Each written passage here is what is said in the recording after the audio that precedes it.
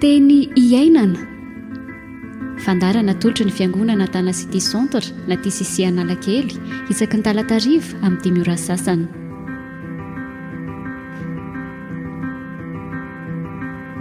Teny iainana.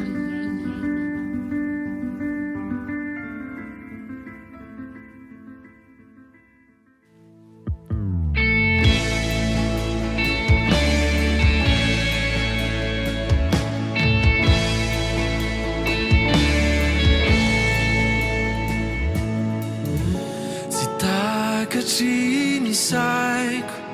ny fiasanao tompo mahery no ny tafiotra ny hevitrao mombay fa mahay manao mihoatra ianao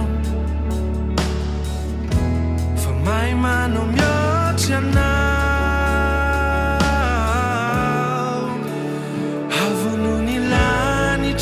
falebiazanao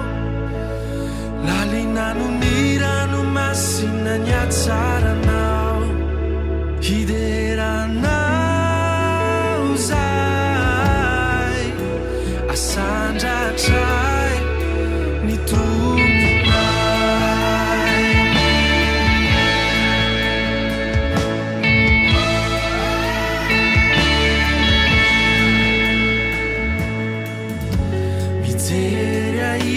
isanandro ny masompitiavanao ianao no mikarakara izay rehetra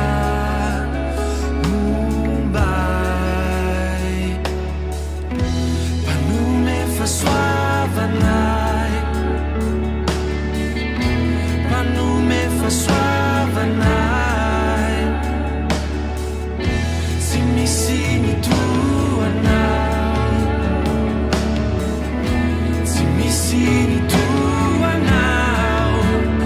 avononilany trano falebiazanao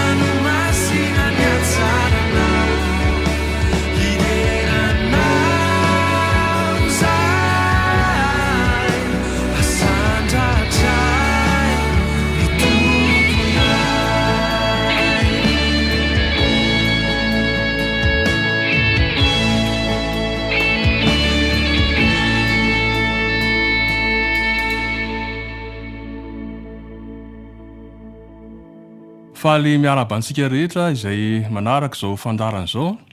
ary manasanao ampitiavana mba hanaraka izany hatramin'ny farany. Ny manolotra ny fandaranao antsika androany dia ny rahalahy Michel Raveljon. Androany moa zany ny vakitentsika dia ao amin'ny Deutéronomie 7. Tena isorana be deabe nareo izay efa namaky an'izany sy nareo koa izay mbola hamaky rehefa avy eo. Andeha ho jerentsika ny 1 ka hatramin'ny 5. Hoy ny Tompo: mihainory Israely io, ianao zao dia efa hita ny Jordana hiditra eo amin'ny tany ka andresy firenena samihafa izay lehibe sy mahery no ianao, sy hanafaka tanàna lehibe izay misy manda manakatra ny lanitra, dia firenena lehibe sady olona lava, dia taranaky ny anakita izay fantatrao sady efa renao ny lazany hoe iza no ajany eny alohan'ny taranaky anaka. Gaoko fantatrao anio fa Jehovah Andriamanitra no efa andeha hita eo alohanao tahaka ny afo mandevona, ka izy no andringana azy ary ampietry azy eo anoloanao, dia androaka azy ianao ka andringana azy faingana araka izay nolazain'i Jehovah taminao. Ary rehefa voaroaka Jehovah Andriamanitra eo anoloanao izy, dia aza manao anakapo hoe ny fahamarinako no nitondrany Jehovah niditra andova an'ity tany ity, fa ny ara-tsi-panahin'ireo firenen'ireo no androany Jehovah azy eo anoloanao. Hahatoa ny teny izay nianianan'i Jehovah tamin'ny Abrahama sy Isaka ary Jakoba razanao. Izany teny izany dia manambara ny asan'Andriamanitra sy izay mbola ho ataony, ary fagagana sy hery lehibe no nanambarany azy satria afo mandevona izy androaka firenena izy ary apiditra ny zanak'Israely ao amin'ny tany Kanana, ary apita azy koa ny Jordana. Dia hozy izy hoe tandremo so dia mieritreritra hoe ny herinao na ny fahalalanao na ny fahamarinanao, fa i Andriamanitra no nanao an'izany zavatra izany. Izany dia mampirisika antsika hideran'Andriamanitra fa tsy hiderany tenantsika, ko andao ary isika hivavaka anao an'izany fiderana an'Andriamanitra izany. Andriamanitra lehibe ianao, mahery ianao ary matahotra. Ianao no mifehy ny zavatra rehetra sy ny olona rehetra, ary araka ny ambaran'ny teny teo dia hoe afo mandevona ianao, tena mahagaga. Ary ianao dia nambaranao ihany koa fa mahatoa ny teninao izay nambaranao sy nampanantena ianao an'i Abrahama sy Isaka ary Jakoba. Mankalaza anao izay Andriamanitra noho izany fahatsaranao izany. Amin'izao androna izao dia mbola mahita foana izay na mijery ny lanitra, ny tany, mandinika ireo asan'ny tananao rehetra. Tena talanjony izay Tompo. Izay dia tsy tany Egipta ara-baka teny intsony, fa ny zavatra manahirana anay ankehitriny dia ny fahotana izay mangeza anay. Nefa ianao dia efa nanomean'i Jesosy zanakao lahatokana, maty nisoloheloka anay izy, ka azy rehetra mino azy dia efa afaka amin'izany fanandevozany fahotana izany avokoa. Misaotra anao izay Andriamanitra ary mideranao noho ny asa izay nataonao. Mankasitraka Tompo. Amen.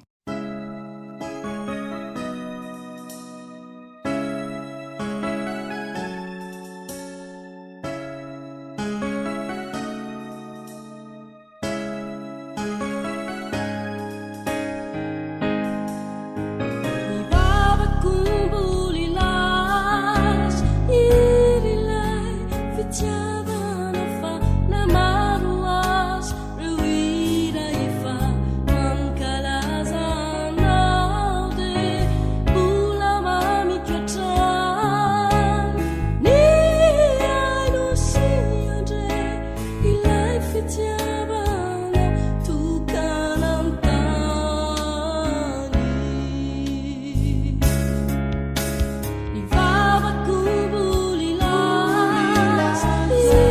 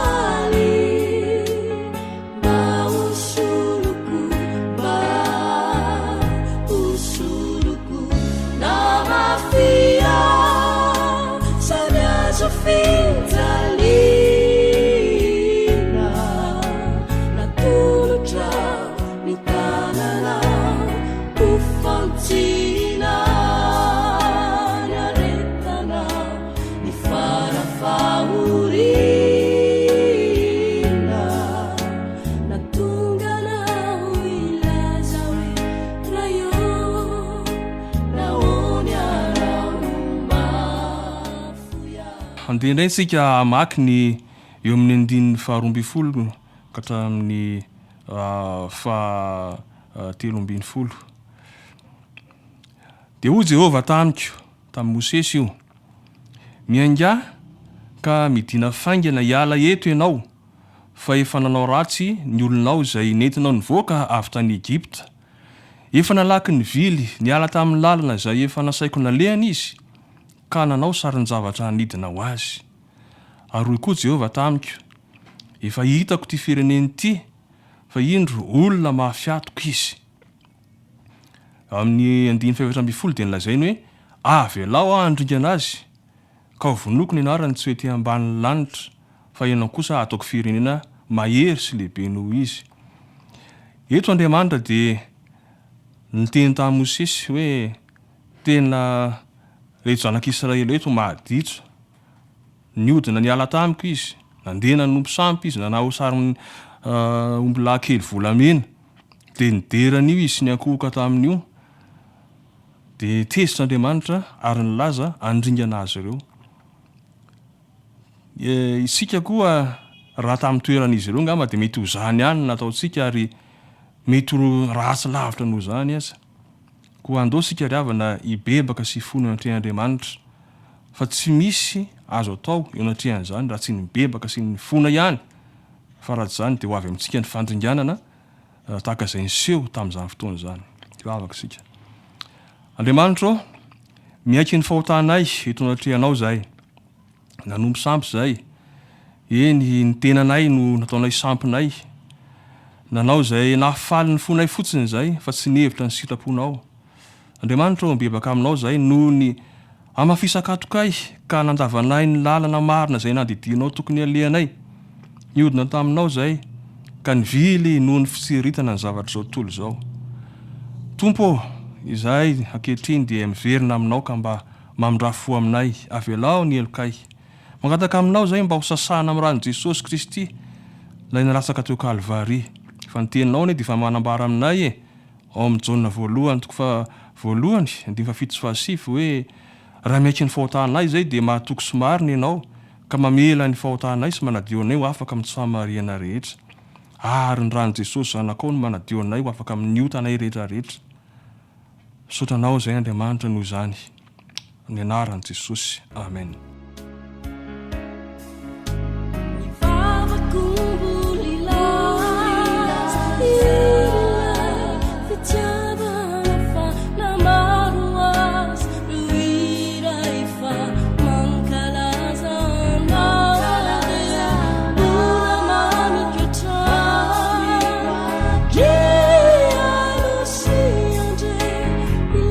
Fitiavana, tu cananta.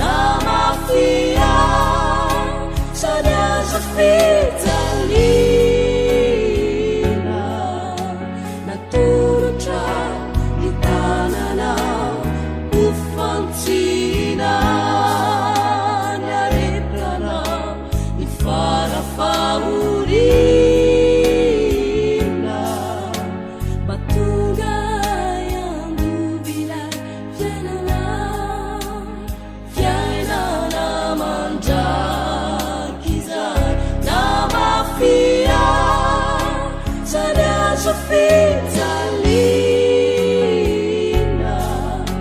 naturony ny tanany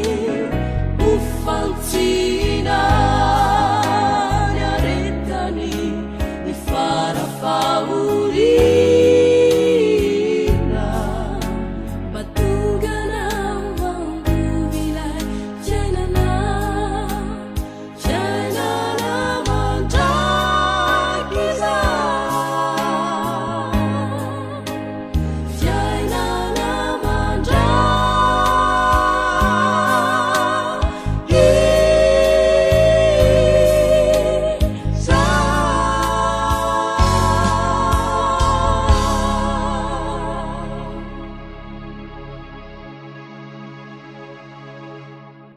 andeo vakitsika ndray ny andin'ny fahafito ka hatramin'ny faraka ambin'ny folo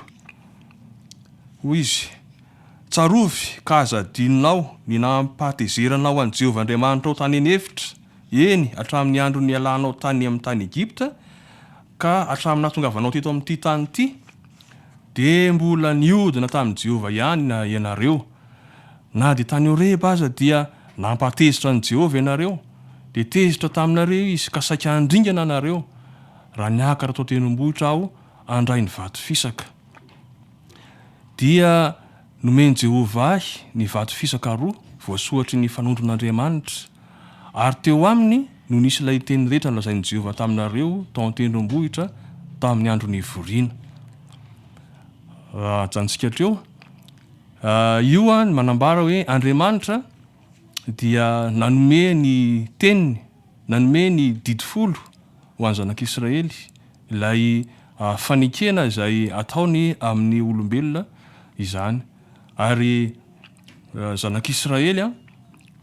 nanota tamin'Andriamanitra nefa niodina tamin'Andriamanitra fa tsy nankatoa ary any amin'ny andininy fa 8 ka hatramin'ny 9 any de ahitantsika ny Mosesy izay nanao fifonana satria natahotra mafy izy ny amin'ny fandringanana izay ataon'Andriamanitra amin'ny zanak'Israely reto ary vokatr'izany de nitsangana teo amin'ny banga Mosesy nanao fifonana sy fanelanelana ary tena nitalao mafy tamin'Andriamanitra izy mba tsy ho arigana ny zanak'Israely ary niaino azy Andriamanitra ka dia namindra foa tamin'ireo zanak'Israely reo andao isika ankehitriny isaoran'Andriamanitra fa izy dia efa nanome ny teniny ho antsika soniany mihitsy napetrany ety amintsika fa ozy ny teny voalaza hoe voasoratra ny fanondron'Andriamanitra ary isaorantsika koa izy noho ny famindrapony izay mbola ataony amintsika ivavaka sika sotranao zahay raha eo noho ny nanomezanao ny teninao de ny didifolo eny tsy zany ihany fa nomenao koa ireo lalàna sifisipika marobe izay fantatrao fa hahasoa ny zanak'Israely tany enefitra sotranao zahay fa na dia nanota taminao azy izy ireo dia tsy nataonao laharindringana izy noho ny famindraponao sotranao zahay noho namezanao azy ireo an'ny Mosesy mba ho mpanalala sy mpifona tamin'izany fotoana izany ankehitriny tompo de tena mahatsiapafaly zay satria raha sy natateraka n'izany lalàna zany aza ny zanak'Israely de efa nalefanao tetỳ an-tany Jesosy ilay Andriamanitra zato isan-jato sady olombelona zato isan-jato izy no nanatateraka an'ireo lalàn'ireo ho anay satria ty izy de tsy nahitana otana de kely akory izy tao aminy ny elokay rehetrarehetra de efa nentiny teo amin'ny azy fijaliana ary ny fahamarinana kosa de nomenanay eny izay olombelona rehetra mino azy dia nomena izany fahamarinana izany Jesosy ianao no tena nilay tandindona izay nasehon'ny Mosesy tamin'izany andro izany ary tanteraka aminay mihitsy izany ankehitriny satria ianao ilay mifona ho anay isan'andro isan'andro tanakavan'Andriamanitra ray araka ny voambaran'ny Romana 5:30 ka dia misaotra ny tapitrisy Jesosy no izany soa lehibe izay vitanao ary mbola ho ataonao ho anay izany amen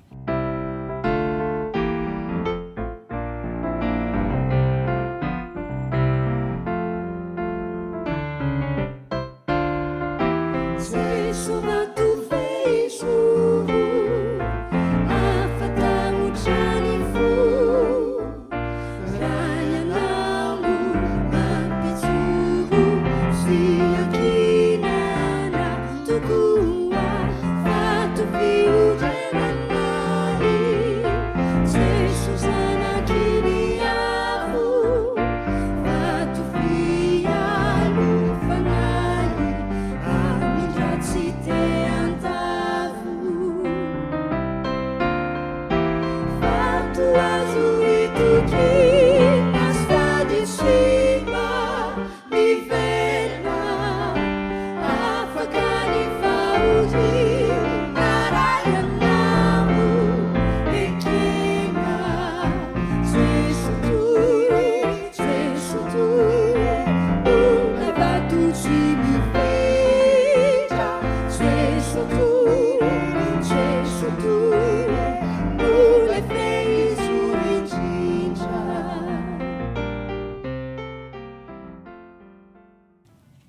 Izany tantara zanak'Israely zany ry havana dia nampatsahiviny Paoly raha nanohatra ny Korintianina voalohany izy ho andreo mpino tany Korinto ary miantefa amintsika koa zany teny zany andenge vakitsika ny Korintianina voalohany toko 10 dia ny andininy voalohany ka hatramin'ny 12 fa tsy tiako sy fantatrareo rahalahy fandrazatsika rehetra tamin'ny ditambanin'ny rahona ary izy rehetra namaky ny ranomasina ary izy rehetra natao batisa ho an'ny Mosesy tao amin'ny rahona sy ny ranomasina ary izy rehetra nihinana ny fihinam-panahy iray ihany ary izy rehetra nisotro ny fisotro-panahy iray ihany fa nisotro tamin'ny vatolampy fanahy izay nanaraka azy izy ary Kristy izany vatolampy zany nefa ny ankabeazany dia tsy sitrak'Andriamanitra fa naringany tany anefitra ary izany zavatra zany dia tonga anatra ho antsika mba tsy ho pila zava-dratsy sika toy ny ilany reny areo ka tsy ho mpanompo sampy ianareo tahaka ny sasany tamin'ireny araka ny voasoratra hoe ny olona mipetraka ihinana sy hisotro dia nitsangana ilalao areo ka tsy ho hijangajangy sika tahaka ny sasany tamin'ireny ka 3 amby 4 alina no ringana indray andro areo ka tsy haka fanahy ny tompo sika tahaka naka ny sasany fanahy azy tamin'izany ka maty ny menarana ireny areo ka tsy himonomonina ianareo tahaka ny sasany tamin'ireny izay maty ny mpandringana ary izany dia manjo azy mba ho anatra sady voasoratra ho fananarana antsika izay niarany farany zao tontolo zao dia hoy Paoly amin'ny 12 hoe koa izay manao azy ho efa mijoro tsara aoka izy hitandrina fandrao lavo andeha sika hivavaka amin'Andriamanitra fa isika no niarany farany zao tontolo zao koa mila miazona an'Andriamanitra miazona ny teniny izay no ahafahasika mijoro dia ny teniny izay vatolampy ndao hivavaka sika Andriamanitra mangataka aminao zahay ataovy mahatra amin'ny fitiavana anao zahay ataovy tianao amin'ny fonay sy ny fanany rehetra ary ny sainay rehetra sy ny herinay rehetra mangataka zahay mba omenao anay ny herinao dia ny fanahinao masina ahatonga anay ahatra amin'ny fankatoavana ny teninao tompo azavelo mafiatoka tahaka ny Jodasy zahay izay nifidy ho zanaky ny fahaverezana araka ny ambarany teninao amin'ny jaona toko 9 sy ny jaona toko 17 tompo aoka tsy mpanohitra anao ihany koa zahay ka ho trandry ny fandringanana na ho tahaka ireo izay tsy mino an Jesosy Kristy ka miandry azy reny ny afo mahatra mandrakizay araka ny ambarany Jota toko 15 sy 17 Jesosy io ampianaro zahay ampio zahay ino anao ampio zahay ahalala fa ianao rery no mpamonjinay ianao rery no Andriamanitra sady mpanalalana amin'Andriamanitra ianao rery no tomponay atetỳ hatrany ka tany an-danitra faharoa manaraka izany Andriamanitra dia mangataka koa zahay eny apetraka aminao ny mombanay vatsio amin'izay ilainay zahay tahaka izay namatsinao ny zanak'Israely tany anefitra nandritra ny 7 taona fantatray fa mafy ny zavatra miatra sy miseho amin'izao fotoana izao nefa ianao mbola mahavita tsara lavitra sy be lavitra noho izay nataonao tamin'ny zanak'Israely satria Andriamanitra mahagaga ianao ary tsy miova ianao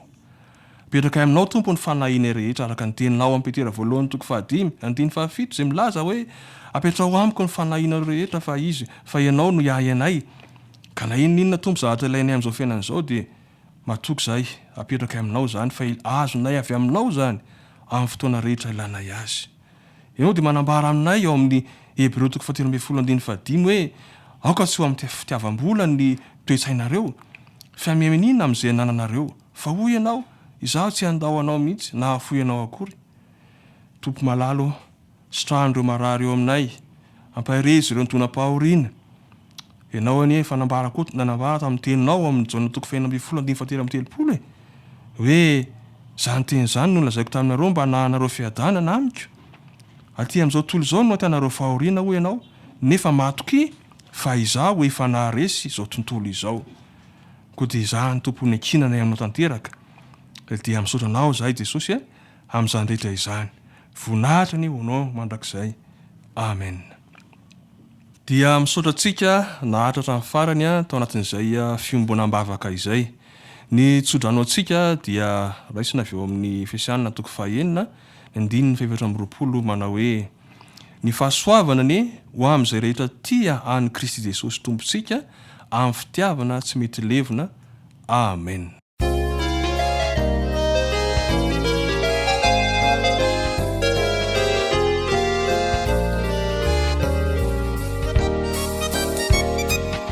Jesosy reriani filazan tsara soa netiny reo mpanompo torina amina maizina avokoa izao rehetra izao nefa eny mazava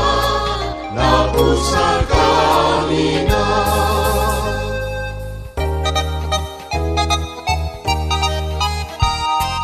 Jesosy reriani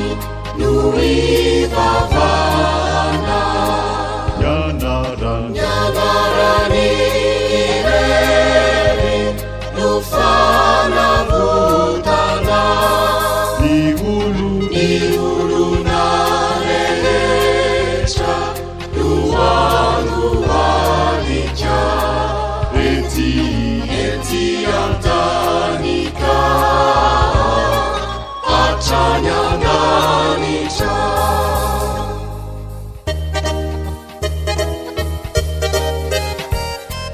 Jesosy tsy miova umalisiani ari mandrakizay fa tsy mba mamitaka mifuna hoantsika eo ankavanandra Jesosy reriani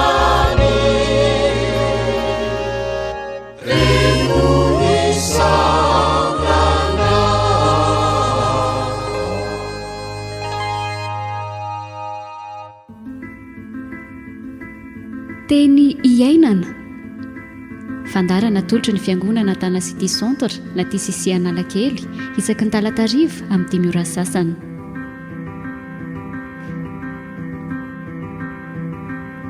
Teny iainana.